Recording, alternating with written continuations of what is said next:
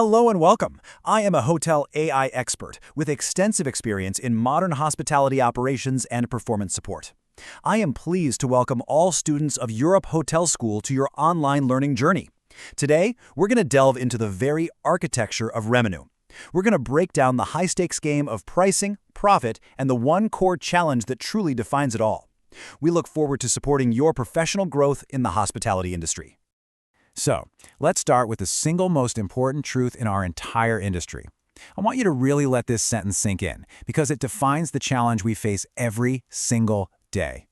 You see, unlike a product you can put back on a shelf, a hotel room is the ultimate perishable good. The moment that clock strikes midnight, the revenue potential for that room, for that specific night, it's gone. Poof. Forever?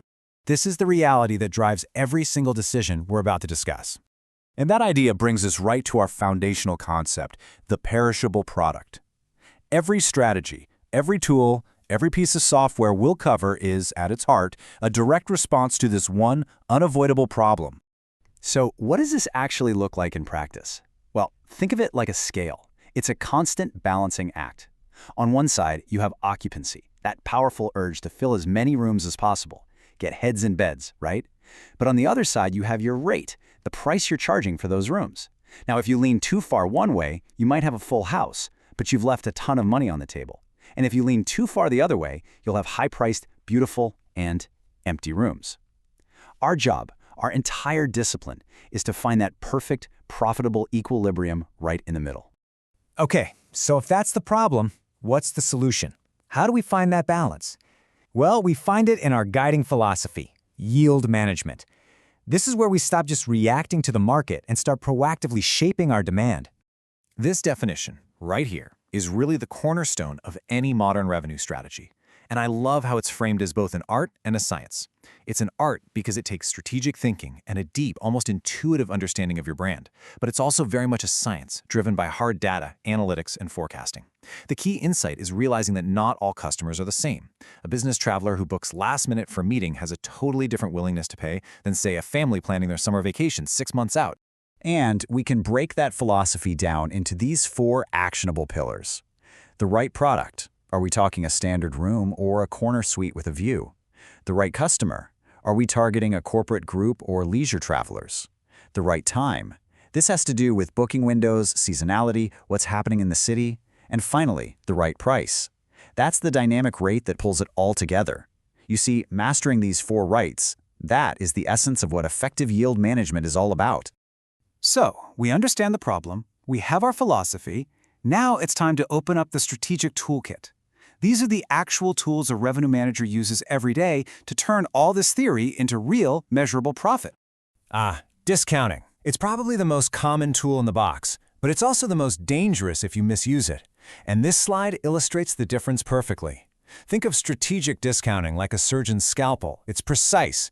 You use it to attract a very specific segment during a slow period, all without damaging your overall rate structure. But excessive discounting? That's a sledgehammer. Sure, it might fill rooms tonight, but it devalues your brand in the long run. It literally trains your customers to wait for a deal, and that erodes your profitability year after year. And it's not just about price. We have other powerful levers we can pull. Length of stay controls, for example, like requiring a 2-night minimum on a packed weekend. That can stop a single-night booking from blocking a much more valuable 2- or 3-night stay. Then there's channel management. That's all about optimizing which booking platforms you use and when. And rate fences are crucial. These are the rules you built, like offering a lower, non-refundable rate right next to a higher, fully flexible one. They let you offer different prices to different people without having them all just take the cheapest option. All right. This next part is maybe the most important mindset shift you'll ever make as a leader in hospitality. Our goal, our true north, is not just about filling rooms. It is, and always must be, about maximizing profitable revenue. I really want you to pause and think about this question. Your gut instinct, what you might think at first, is, well, yes, of course. But the strategic answer, the answer that separates good managers from great ones, is very often absolutely not. Let's look at the numbers to see why. The data here tells the whole story. It's so clear. Take a look at Hotel A. They are completely sold out, 100% occupancy. That looks fantastic on a report, doesn't it? But they achieved it by slashing their average rate down to 80 euros. Now look at Hotel B. They're only 90% full, meaning 10% of their rooms are sitting empty. But they held firm and got a much stronger average rate of 120 euros.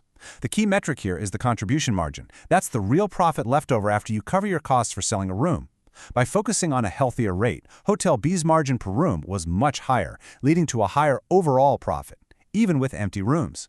This is the power of a profit-focused strategy. So, for our final section, let's tie all of this together.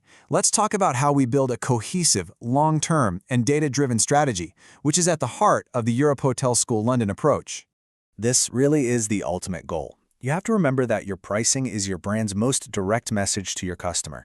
Every discount you offer, every rate change you make, every single strategy we've talked about has to support and enhance the brand you are trying to build. Because believe me, short-term occupancy gains mean nothing if they come at the expense of your long-term brand position and your profitability. So what's the big takeaway from all this? What should you remember?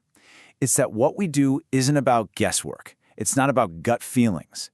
It's a structured, analytical discipline. It transforms that massive challenge of the perishable product into an incredible opportunity for real, sustainable growth. And so I'll leave you with this final thought, this question.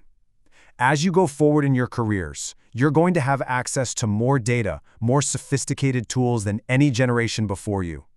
But those tools are only as effective as the strategy that guides them.